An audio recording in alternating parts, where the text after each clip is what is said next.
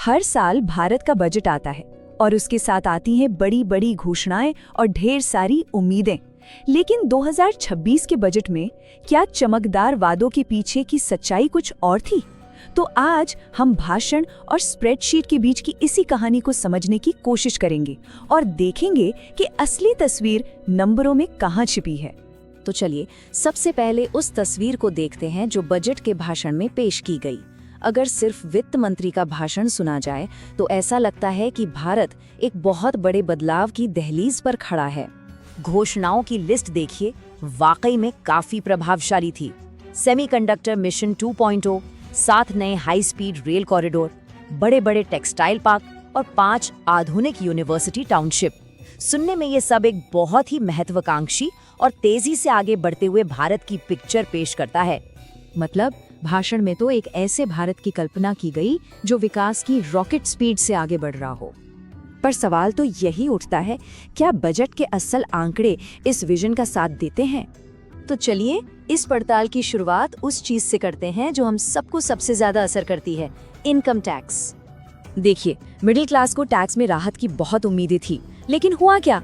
Income tax slab या दरों में कोई भी बदलाव नहीं किया गया। उल्टा शेयर बाजार में जो सिक्योरिटीज ट्रांजैक्शन टैक्स यानी STT लगता है, उसे और बढ़ा दिया गया।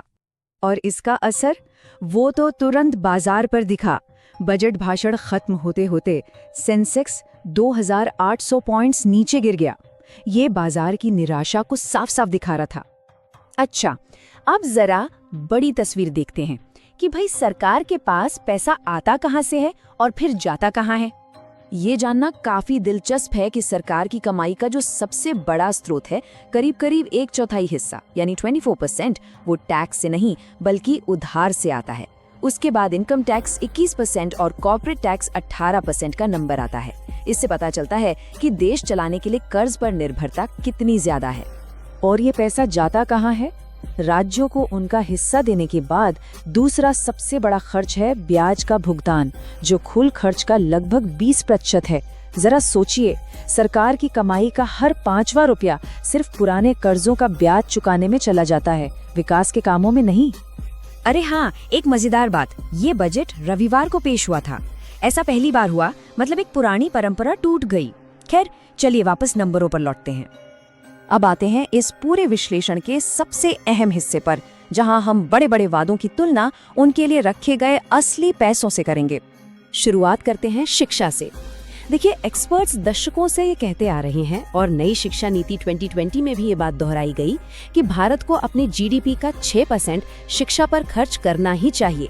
लेकिन नई यूनिवर्सिटी टाउनशिप जैसी बड़ी घोषणाओं के बाद भी हकीकत ये है कि शिक्षा पर असल खर्च 3% से भी कम है, मतलब जरूरत का आधा भी नहीं। ये जो बड़ा फासला है ना, यही हमें हजारों क्लासरूम और शिक्षकों की कमी के रूप में जमीन पर दिखता है। और यही कहानी कमोबेश हमें हेल्थ सेक्टर में भी दिखती है। वर्ल्ड हेल्थ ऑर्गेनाइजेशन यानी WHO कहता है 5% खर्च करो, जबकि भारत का खर्च अभी भी 2% के आसपास ही अटका हुआ है।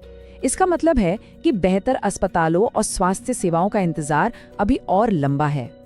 और अब एक ऐसा आंकड़ा जो सच में चौंकाता है, शहरी विकास यानी अर्बन डेवलपमेंट के बजट में सीधी 11.6% की कटौती कर दी गई।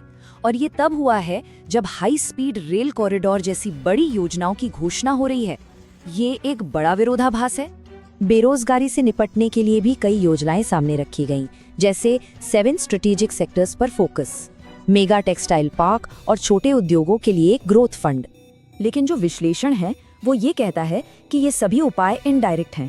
इनसे तुरंत और बड़े पैमाने पर नौकरियां पैदा होंगी, इसकी उम्मीद कम है। और कोई साफ साफ टारगेट भी तय नहीं किए गए हैं। तो यहाँ एक पैटर्न साफ साफ उभर कर आता है, चाहे शिक्षा हो, स्वास्थ्य हो या शहरी विकास। घोषणाएं तो बड़ी बड़ी होती हैं, लेकिन स्रोत के अनुसार उनके लिए जो बजट रखा जाता है वो अक्सर उन वादों को पूरी तरह से सच करने के लिए नाकाफी लगता है। अच्छा, तो देश के अंदर की बात हो गई। अब देखते हैं कि ये बजट दुनिया से आ रही बड़ी चुनौतियों जैसे कि ट्रेड में रुकावटें और AI की तूफानी रफ्तार, इनसे निपटने के लिए हमें कितना तैयार करता है। देखिए, दुनिया में सप्लाई चेन्स पर निर्भरता कम करने के लिए सरकार ने कुछ बड़े रणनीतिक कदम उठाए हैं। सेमीकंडक्टर मिशन 2.0 और इलेक्ट्रॉनिक्स मैन्युफैक्चरिंग को बढ़ावा देना इसी का हिस्सा है, ताकि मोबाइल फोन से लेकर गाड़ियों तक के लिए हमें दूसरे देशों का मुंह न ताकना पड़े। और हाँ, एआई की इस नई दुनिया में भारत को एक बड़ा खिलाड़ी बनाने के लिए विदेशी कंपनियों को डेटा सेंटर लगाने पर 20 साल की भारी भरकम टैक्स छूट दी गई है। हालांकि स्रोत इस पर एक चिंता भी जताता है। ये डेटा सेंटर्स बहुत ज्यादा बिजली और पानी इस्तेमाल करते हैं, जिससे हमारे लोकल रिसोर्सेज पर भारी दबाव पड़ सकता है। तो आखिर में सवाल वहीं आकर रुक जाता है कि किसी बजट की असली कहानी कौन सुनाता है, वो लंबा चौड़ा लुभावना भाषण या फिर वो सीधी सपाट नंबरों वाली स्प्रेडशीट। शायद अगली बार जब कोई बड़ी घोषणा हो तो उसके पीछे के नंबरों पर भी एक नजर डालना जरूरी होगा।